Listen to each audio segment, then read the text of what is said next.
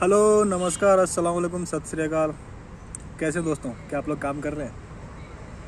भाई मार्केट में सिर्फ अडानी अडानी अडानी चल रहा है। क्या बात है यार। एक बात मैं आपको बोलूं, 2020 में कोविड आया था और अडानी का स्टॉक क्रैश किया था और एक दिन में उसने जो है ना $11.25 बिलियन लॉस शूट किया था।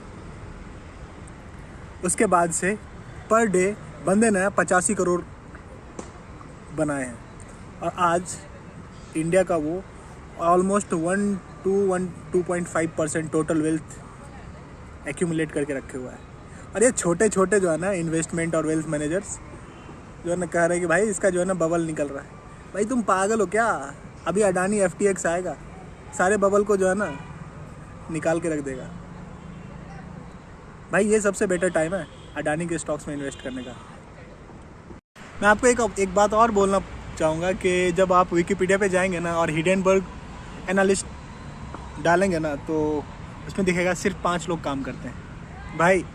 और ये 5 लोग जो है ना इसका कोई कैलकुलेटेड डेटा और स्पेसिफिक डेटा भी नहीं है। मेरे को लगता है ना जनता जो है ना वो इसमें बह गई है, इमोशन में बह गई है। ठीक उसी तरीके से 4 दिन पहले जो है ना BBC ने एक डॉक्यूमेंट्री बनाया था, ठीक है, जिसमें मोदी जी के बारे में उठ पटांग बातें कही गई थी। भाई हमारे यहाँ जो है ना संसद है, न्यायपालिका है और सुप्रीम कोर्ट है। न्याय करने के लिए वो बैठी हुई है, इन्फॉर्मेशन देने के लिए वो बैठे हुए हैं। यार लोग BBC और इस पर विश्वास कैसे कर लेते हैं? ये अंग्रेज लोग तो खुद नालायक हैं। First world war, second world war, Byzantine, from earlier age लूटो काटो मारो पीटो, ये इनकी पॉलिसी यही है। अब इनकी बातों पे आप विश्वास करो भाई। मैं एक और बात कहना चाहूँगा कि जब आप हिडेनबर्ग रिसर्च एनालिस्ट के बारे में सर्च करेंगे ना तो उसकी मेन पॉलिसी है शॉर्ट सेलिंग करना। मतलब कोई भी स्टार्टअप है या IPO लिस्टिंग कंपनी है या कॉरपोरेट सेक्टर की कोई सी भी प्रॉफिटेबल कंपनी है, उसके बारे में जो है ना ऊट पटांग बात बोल करके और उसके स्टॉक्स को शॉर्ट किया जाता है। बेसिकली लोकल भाषा में बोले तो पब्लिसिटी मीडिया स्टंट है। और सबसे बेहतरीन बात मेरे को ये लगा कि अडानी की जो इंडस्ट्री है ना, Adani industry are involve in consumer market from electricity, generation of electricity to airport regulation and energy consumption business. तो मेरे को नहीं लगता कि उसके जो भी लॉस हुए हैं वो उसको मैनेज करने में और मेंटेन करने में टाइम लगेगा, ठीक है। और द थिंग इज़ दैट कि वो पीपल्स बिजनेस में है और गवर्नमेंट सेक्टर की सबसे बड़ी इन्वेस्टमेंट पोर्टफोलियो है वो। जब आप इंडियन माइंडसेट के रेफरेंस से आप सोचेंगे ना तो इंडिया में ऑलमोस्ट 45% पॉपुलेशन कंजम्पशन है, जिसका एज ऑलमोस्ट 20 से लेकर के 37 के बीच में है। और पूरी दुनिया में एक ट्रेंड सा लग गया है कि Indian market are the new born and it's have a huge potential. तो ग्लोबल मीडिया और वेस्ट की जो मीडिया है ना वो चाहती है कि इंडिया के रेपुटेशन पे जो है ना कुछ छोटे छोटे दाग धब्बे लगाते जाएं। छोटी सी बात है कि हमारे पास जो मतलब पॉपुलेशन है वो हम अपने तरीके से कंज्यूमर को ट्रीट कर रहे हैं और we are building the D2C product according to our need and what are the evolutionary stage. लेकिन ये चीज़ जो है ना US मीडिया और UK की मीडिया जो स्पेशली BBC है उसको ये चीज़ पच नहीं रहा है। और हमको पता है कि India is the still next market, third world next country which have a huge potential in the terms of consumer.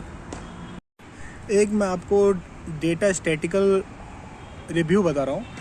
पूरी दुनिया में जो डेवलपमेंट का जो रेशियो है ना वो ऑलमोस्ट निगेटिव जा चुका है और कुछ कंट्री में तो मतलब ऑल टाइम निगेटिव पे है, जैसे साउथ कोरिया है, स्विट्ज़रलैंड है, UK के कुछ स्पेशली UK और USA में तो ऑलमोस्ट है महंगाई सबसे हाई लेवल पे है, लोग अस्त व्यस्त और पस्त हैं। ग्लोबल मीडिया और US मीडिया इस बात को नहीं पचा पा रही है कि इंडिया का जो पॉपुलेशन कंज्यूमर मार्केट है जो कि 45% यंग पॉपुलेशन है और जिसका एज है 20 से लेके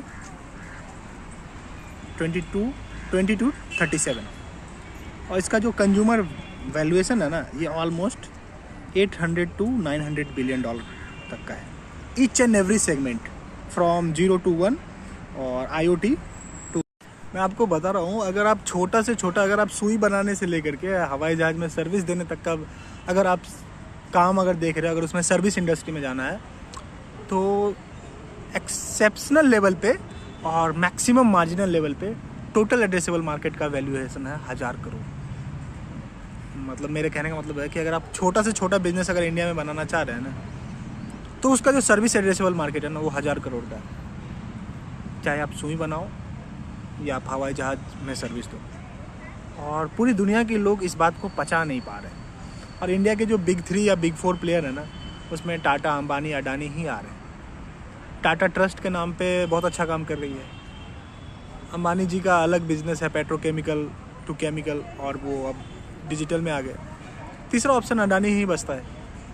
तो चलो खेलते हैं, लेट्स प्ले विद अडानी। तो कुछ ना कुछ बवासीर फैलाएंगे ये लोग। ब्रिटिश मीडिया एजेंसी और यूएस मीडिया एजेंसी इतने नालायक और वाहियात है ना, मैं आपको बताऊंगा, आपको हंसी आएगी। एक एग्जांपल है एक देश का नाम, उसका नाम है पाकिस्तान। बिजली नहीं है, आटा नहीं है, खाने के लिए लोगों के पास रोटी नहीं है, इवन नमक तक की कमी है। और वर्ल्ड हंगर इंडेक्स में ना पाकिस्तान से नीचे है इंडिया।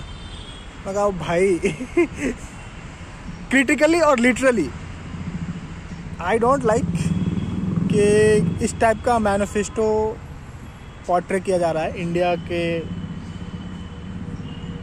पर्सपेक्टिव में। बट ये बातें दुखदाई है। और ये जो अडानी जी के बारे में इन लोगों ने बवासीर फैलाया है ना भाई,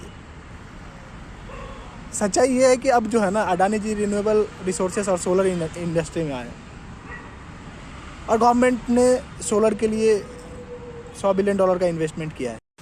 भाई मेरे कहने का मतलब यही था कि अफवाहों से दूर रहें, अपना रिसर्च खुद करें, और किसी के अफवाह पे जाने से बेहतर है कि उसके जिस कंपनी में आप इन्वेस्ट कर रहे हो ना, उसके बारे में थोड़ा सा जो है ना एडवांटेज डिसएडवांटेज, उसके फ्यूचर प्रोजेक्ट पढ़ लो, आपको जानकारी मिल जाएगी। और बेस्ट इन्फॉर्मेशन के लिए मैं यही बोलूँगा कि BSE के वेबसाइट पे जाकर के आपको सारा जानकारी मिल सकता है, ठीक है। और ये हिडेनबर्ग, BBC और NDTV, इससे थोड़ा बचना पड़ेगा, ठीक है। और अडानी ग्रुप ऑफ इंडस्ट्री चलाती है। मान लो 1-2 स्टॉक अगर उसके गिर रहे हैं 2%, 3%, 10%, अरे 50% भी गिर रहे हैं ना, तो भाई वो बंदा जो है ना गवर्नमेंट के साथ नेक टू नेक कंपटीशन दे रहा है। उसको बैक करने के लिए गवर्नमेंट ऑफ इंडिया है।